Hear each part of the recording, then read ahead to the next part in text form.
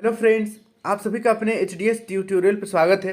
तो देखिए, जेकबोर्ड क्लास 8 का 13 अप्रैल को एग्जाम में 13 अप्रैल को ही सभी सब्जेक्ट का एग्जाम हो जाएगा। तो आप अभी से ही अच्छी तरीके से पढ़ना शुरू कर दीजिए। तो यहाँ पर मैं इस वीडियो में जेकबोर्ड क्लास 8 का जो एनुअल एग्जामिनेशन है 2023 का एग्जाम के लिए very very important question, viral question लाया हूँ। वीडियो को पूरा देखिएगा, स्किप बिल्कुल भी मत कीजिएगा। जो भी क्वेश्चन यहाँ पर मैं बताने वाला हूँ सभी बहुत ही ज़्यादा इंपॉर्टेंट है। और जेक ने एक मॉडल क्वेश्चन रिलीज किया है, उसका भी मैंने आंसर बता दिया है। आपको नीचे डिस्क्रिप्शन पर लिंक मिल जाएगा, वहाँ से आप जाकर उस वीडियो को जरूर देखिए, वो वीडियो भी काफ़ी इंपॉर्टेंट है। और मैंने एक अनऑफिशियल मॉडल क्वेश्चन भी तैयार किया है, वो भी आपके लिए बहुत इंपॉर्टेंट है। और ये वाला वायरल क्वेश्चन, ये 3 वीडियो अगर आप देख लेते हैं तो आराम से आपका A+ आ जाएगा। A+ लाने से आपको कोई नहीं रोक सकता है, अगर आप ये सिर्फ 3 वीडियो देख लिए। अभी पहला जो आप अभी देख रहे हैं, दूसरा जो जेक द्वारा मॉडल क्वेश्चन रिलीज किया गया है, और तीसरा जो मैंने मॉडल क्वेश्चन बनाया है, तीनों वीडियो को देख लीजिए, आपका आराम से A+ आ जाएगा। इसी से क्वेश्चन आएगा। देखिए, आप लोगों का 50 का पूर्णांक है, सबको पता होना चाहिए 50 का पूर्णांक है सभी सब्जेक्ट में, और 13 अप्रैल को एग्जाम है। तो चलिए हम लोग वीडियो में आगे बढ़ते हैं और वायरल क्वेश्चन देखते हैं। देखिए, सबसे पहला है 7 का व्युत्क्रम होगा। देखिए, व्युत्क्रम आना कन्फर्म है, चाहे 7 का आए या 8 का आए या 9 का आए या 10 का आए, कन्फर्म एक क्वेश्चन आएगा इनवर्स से। ठीक है, तो 7 का व्युत्क्रम बस उल्टा कर देना है। 7 है तो इसको हम लोग 7/1 लिख सकते हैं इजिली। तो इसका व्युत्क्रम हो जाएगा 1/7। 1/7 इसका सही आंसर हो जाएगा। ऑप्शन नंबर पहला सही आंसर हो जाएगा। अब बढ़ते हैं नेक्स्ट सेकेंड क्वेश्चन की ओर। सेकेंड क्वेश्चन है 900 का वर्गमूल क्या होगा। 900 का वर्गमूल √900 का वैल्यू क्या होगा। बहुत ही इजी है। सबसे पहले हम लोग 9 का निकालते हैं तो 3 निकल जाएगा, और 2 जीरो है, उसके लिए 1 जीरो लगा देंगे तो 30 इसका आंसर आ जाएगा। ठीक है, 30 गुना 30, 30 गुना 30 बराबर 900 होता है, तो इसीलिए इसका आंसर हो जाएगा 30। ऑप्शन नंबर तीसरा सही हो जाएगा। फिर देखिए नेक्स्ट, घनमूल। घनमूल तीसरा नंबर का क्वेश्चन है, 512 का घनमूल है। देखिए, मैं आपको रिपीट करके बता रहा हूं कि व्युत्क्रम कन्फर्म है, आएगा चाहे 7 का आए 8 का आए। वर्गमूल कन्फर्म है, एक पूछेगा ही पूछेगा, एक या दो, या यहाँ पर 900 के जगह में आपका 8100 भी रह सकता है या कुछ और रह सकता है, लेकिन वर्गमूल पूछना ही है, कन्फर्म है। यही सब आएगा, इससे बाहर कुछ नहीं आएगा, बस थोड़ा सा नंबर चेंज रहेगा। जैसे यहाँ पर तीसरा नंबर में है 512, तो 512 की जगह में 27 भी रह सकता है, तो इसका घनमूल क्या होगा। इस तरीके से क्वेश्चन आएगा। देखिए, तीसरा नंबर है 512 का घनमूल, तो 512 का घनमूल हो जाएगा ऑप्शन नंबर पहला 8।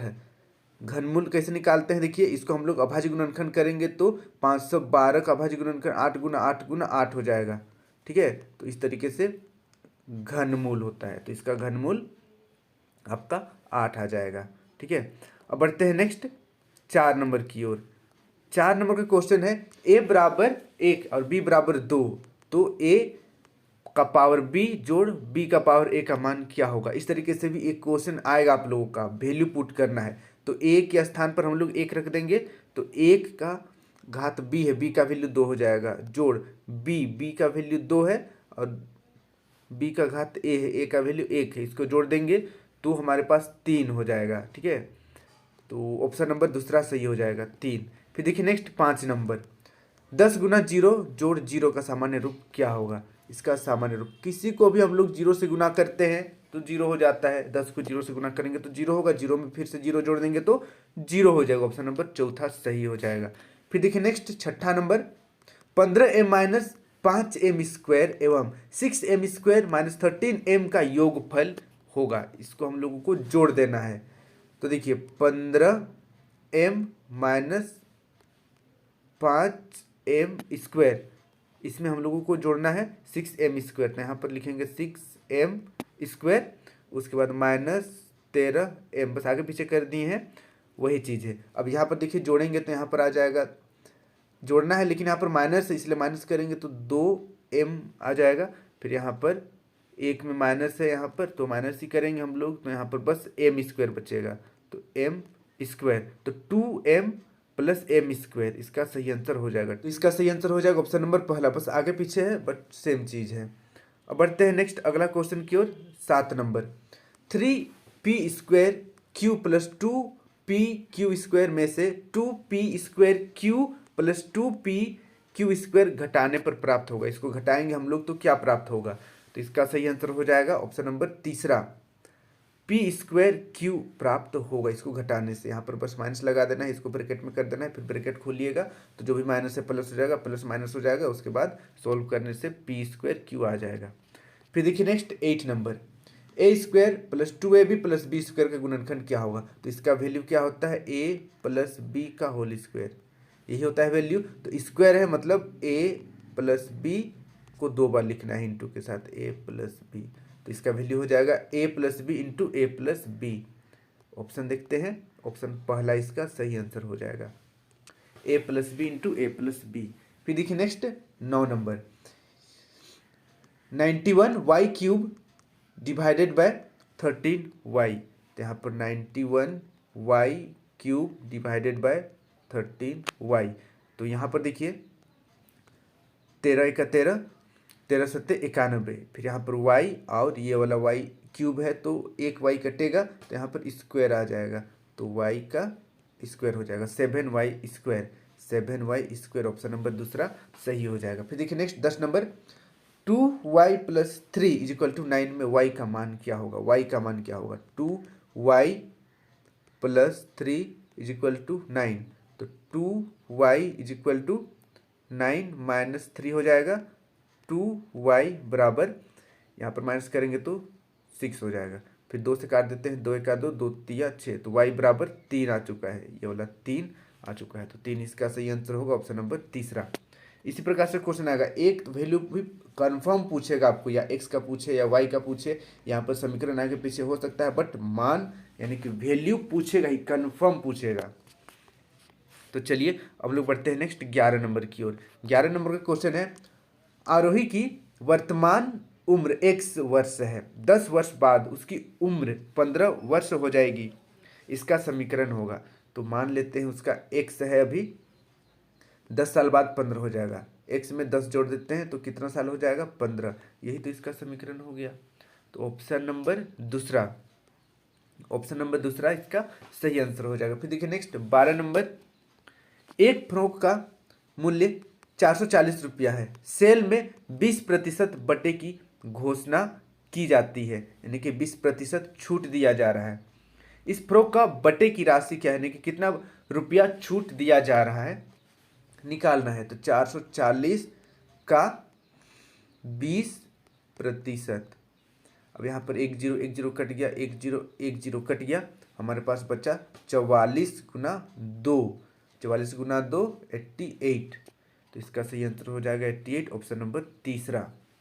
अब बढ़ते हैं नेक्स्ट अगला क्वेश्चन 13 नंबर, एक नल 420 बोतलें 4 घंटे में भरती है, 6 घंटा में कितनी बोतलें भरी जाएगी? तो इसका सही आंसर हो जाएगा ऑप्शन नंबर चौथा 630।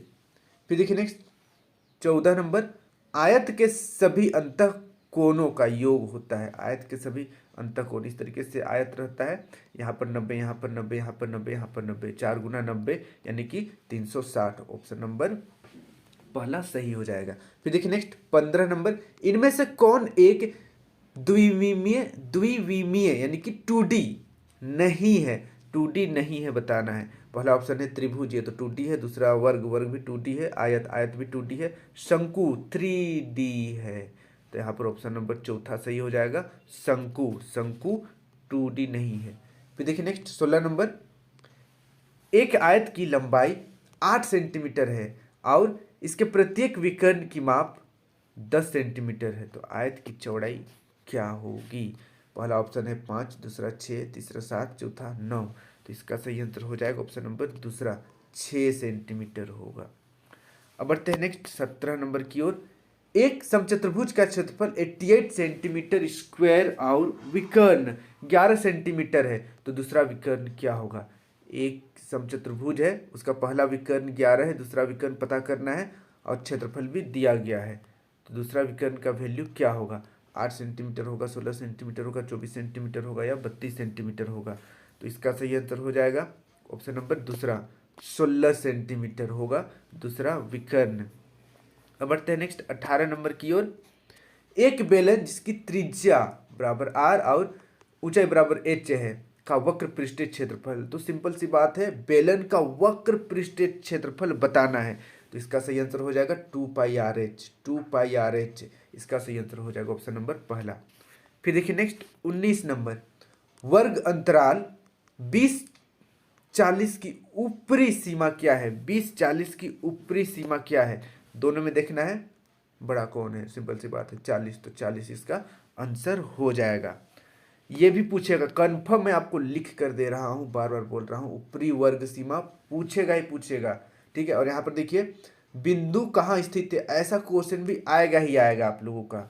तो देखते हैं यहाँ पर 20 नंबर, बिंदु 7,2 कहाँ स्थित है? इस तरीके से ये प्रथम चतुर्थांश, द्वितीय चतुर्थांश, तृतीय चतुर्थांश, चतुर्थ चतुर्थांश, ठीक है। और यहाँ पर दोनों प्लस होता है, यहाँ पर x आपका माइनस, y आपका प्लस, और यहाँ पर दोनों माइनस होता है, और यहाँ पर आपका x प्लस में और y माइनस में होता है। तो यहाँ पर देखिए दोनों प्लस में है, ये वाला दोनों प्लस में है। ऑप्शन नंबर पहला सही हो जाएगा, प्रथम चतुर्थांश में, यानी कि चतुर्थांश पहला में इसका सही आंसर हो जाएगा ऑप्शन नंबर पहला। अब बढ़ते हैं नेक्स्ट 21 नंबर की ओर।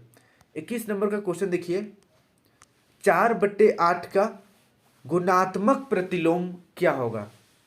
4/8 का गुणात्मक प्रतिलोम क्या होगा? तो मैंने पहले भी बताया है, इन्वर्स आप लोगों से यानी कि प्रतिलोम पूछेगा ही पूछेगा, व्युत्क्रम पूछेगा ही पूछेगा। तो देखिए 4/8 है तो 8/4 ऑप्शन नंबर दूसरा सही हो जाएगा। फिर देखिए नेक्स्ट 22 नंबर, निम्नलिखित में धनात्मक परिमेय संख्या है, धनात्मक परिमेय संख्या कौन है?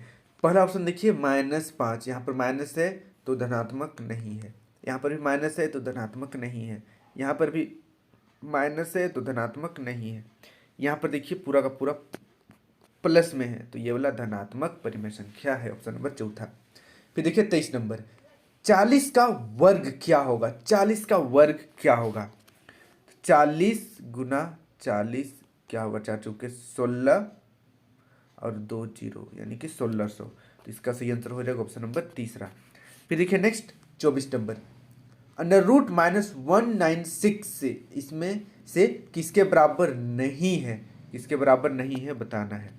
यहाँ पर देखिए माइनस है और इसके बराबर है, यहाँ पर भी माइनस है और इसके बराबर है, यहाँ पर भी माइनस है और रूट निकाला गया है तो इसके बराबर है, लेकिन ऑप्शन नंबर चौथा में माइनस है ही नहीं, यहाँ पर माइनस है और यहाँ पर नहीं है, इसलिए ऑप्शन नंबर चौथा सही हो जाएगा।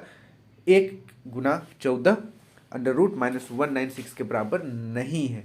फिर देखिए नेक्स्ट 25 नंबर, 32.768 का घनमूल क्या होगा? तो मैंने पहले भी बताया था घनमूल पूछा जाएगा चाहे यहाँ पर कुछ भी रहे, ठीक है, घनमूल तो पूछेगा ही पूछेगा, तो इसलिए घनमूल निकालना आप लोग सीख लीजिएगा।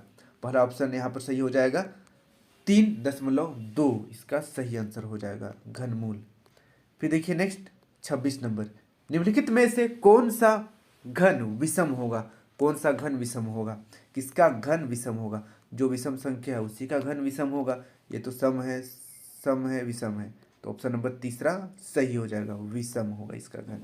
फिर देखिए नेक्स्ट 27 नंबर, 2 का घात 1 गुना 5 का घात 2 गुना 7 का घात 0 बराबर है। तो यहाँ पर देखिए 2 का घात 1 यानी कि 2 गुना 5 का घात 2 यानी कि 5 × 5 = 25 और फिर 7 का घात 0, किसी का भी घात 0 रहे उसका वैल्यू 1 होता है, इसको गुना कर देंगे 25 दूनी 50, तो 50 इसका सही आंसर हो जाएगा ऑप्शन नंबर पहला। अब बढ़ते हैं नेक्स्ट 28 नंबर की ओर। 28 नंबर का क्वेश्चन देखिए, 2 का घात 2 गुना 5 का घात 2 बराबर है, किसके बराबर है? तो इसको हम लोग सोल्व करके देखते हैं। 2 का घात 2 यानी कि 2 दूनी 4 गुना 5 का घात 2 यानी कि 5 × 5 = 25, इसको गुना कर देंगे 25 चौके 100, 100 इसका सही आंसर हो जाएगा ऑप्शन नंबर दूसरा। फिर देखिए नेक्स्ट 29 नंबर, निम्नलिखित में से कौन एक पदी व्यंजक है? ये भी कंफर्म पूछेगा, यही पूछेगा, ठीक है।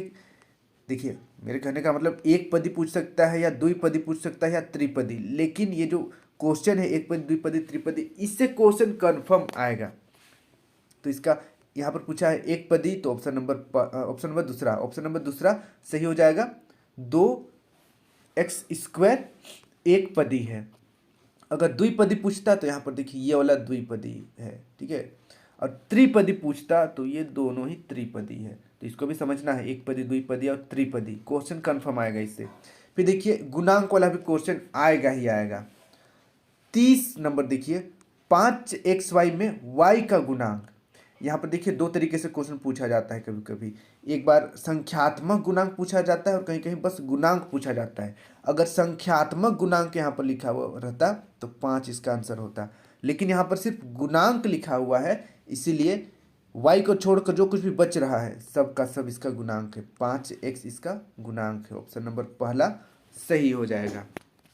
फिर देखिए next 31 number, 5m² plus bracket minus 4m² plus 11m² बराबर है। तो किसके बराबर है बताना है। तो देखिए सब में m² है तो सब एक जात का है, आराम से जोड़ घटाव कर सकते हैं। 5m², यहाँ पर देखिए प्लस माइनस माइनस हो जाएगा, 4m² प्लस 11m²। अब हम लोग 11 को और 5 को जोड़ेंगे तो 16 हो जाएगा। उसके बाद -4m²। अब इसको सोल्व करेंगे हम लोग तो 12 बचेगा। 12m², कहाँ पर है? ऑप्शन नंबर चौथा 12m²। अब बढ़ते हैं नेक्स्ट 32 नंबर की ओर। 9x - 27xy का गुणनखंड क्या होगा? तो यहाँ पर देखिए कॉमन निकालना है। कॉमन तो 9 भी कॉमन है और x भी कॉमन है, तो यहाँ पर क्या बचेगा? 1 बचेगा। फिर माइनस, फिर 27 जो है इसमें 9 तिया 27, फिर y बचेगा। तो ये इसका आंसर हो जाएगा। ऑप्शन नंबर दूसरा के साथ मैच कर रहे हैं। ऑप्शन नंबर दूसरा सही हो जाएगा। अब बढ़ते हैं नेक्स्ट अगला 33 नंबर की ओर। 2x plus 3x² plus 4x² का सार गुणनखंड क्या होगा? सार गुणनखंड, यहाँ पर भी कॉमन फैक्टर निकालना है, ठीक है। तो कॉमन फैक्टर ऑप्शन नंबर दूसरा सही हो जाएगा। x यहाँ पर सार गुणनखंड है। फिर देखिए नेक्स्ट 34 नंबर, 5x + 4 = 19 में x का मान क्या होगा? मैंने पहले भी कहा था इस तरीके से क्वेश्चन पूछेगा, तभी मैंने y का वैल्यू निकाला था। अभी x का वैल्यू पूछा जा रहा है। समीकरण थोड़ा सा आगे पीछे हो सकता है, लेकिन इस तरीके से क्वेश्चन आएगा, ये कन्फर्म है। तो देखिए पहला ऑप्शन है 9, दूसरा है 23, तीसरा है 19, चौथा है 3। तो इसका सही आंसर हो जाएगा ऑप्शन नंबर चौथा, 3 इसका सही आंसर होगा। आगे पीछे करेंगे हम लोग, जैसे कि 5x माइनस, यहाँ पर प्लस है, +4 = 19 है।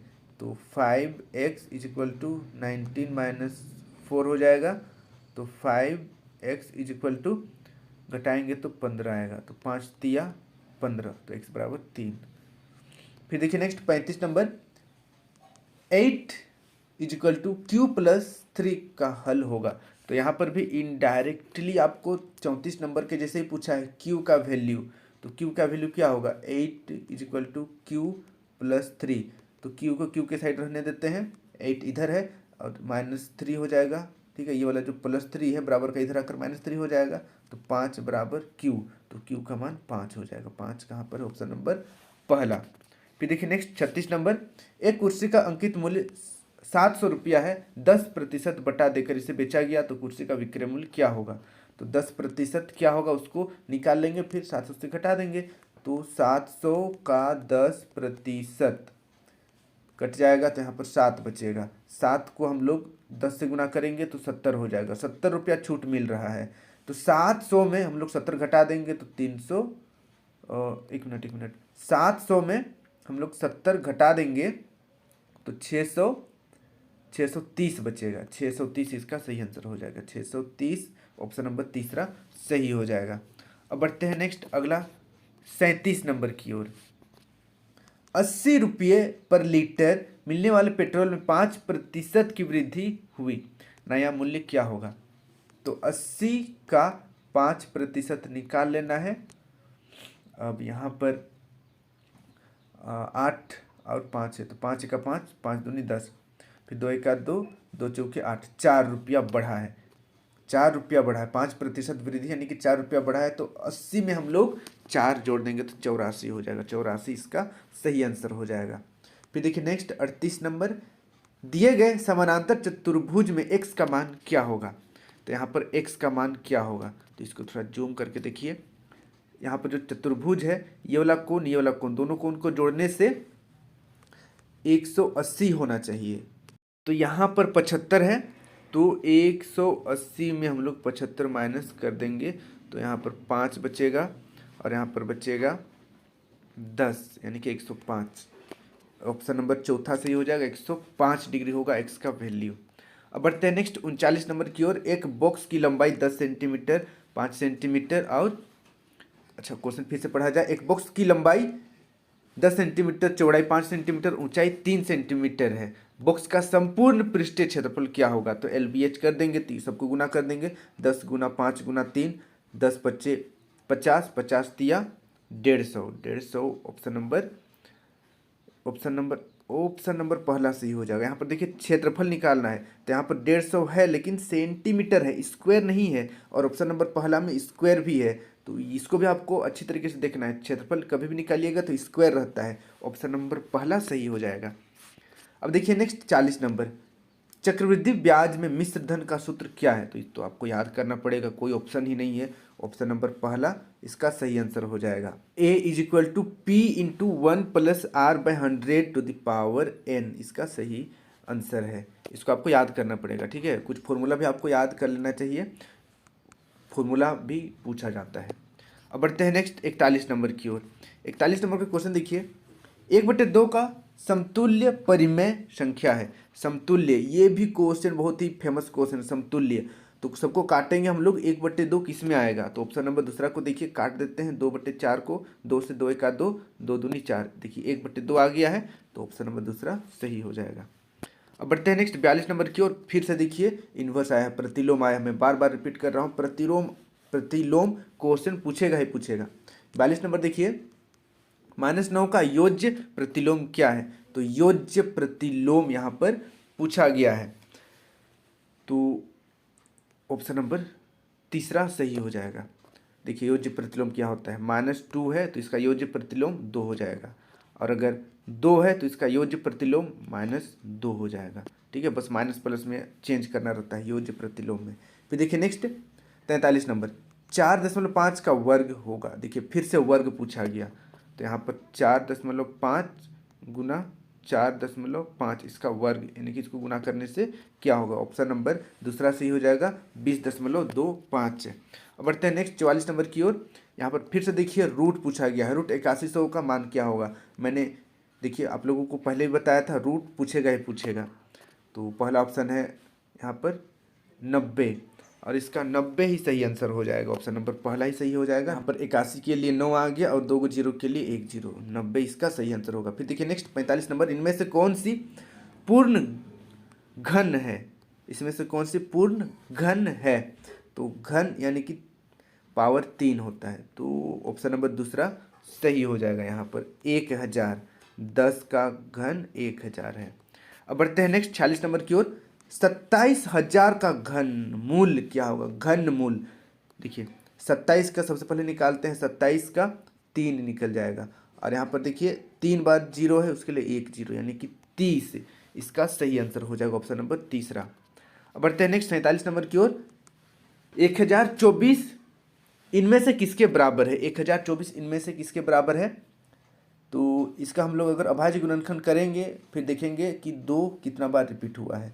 तो ऑप्शन नंबर पहला सही हो जाएगा, 10 बार, ठीक है। 2 गुना 2 गुना 2 गुना 2, इस तरीके से आप 10 बार जाइएगा तो 1024 आ जाएगा।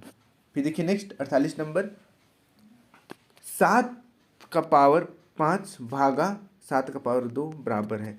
तो अगर कहीं पर भागा में रहे, ठीक है, और दोनों का आधार सेम रहे तो हम लोग माइनस कर देते हैं। 7 का घात 5 - 2, जो घात है वो माइनस में हो जाता है, तो यही इसका आंसर होगा। तो ऑप्शन नंबर तीसरा सही हो जाएगा, 7 का घात 5 - 2। अब देखिए नेक्स्ट 49 नंबर, -2xy का संख्यात्मक गुणांक। मैंने कुछ देर पहले बताया था आपको सिर्फ गुणांक, और अभी देखिए यहाँ पर संख्यात्मक गुणांक पूछा गया है।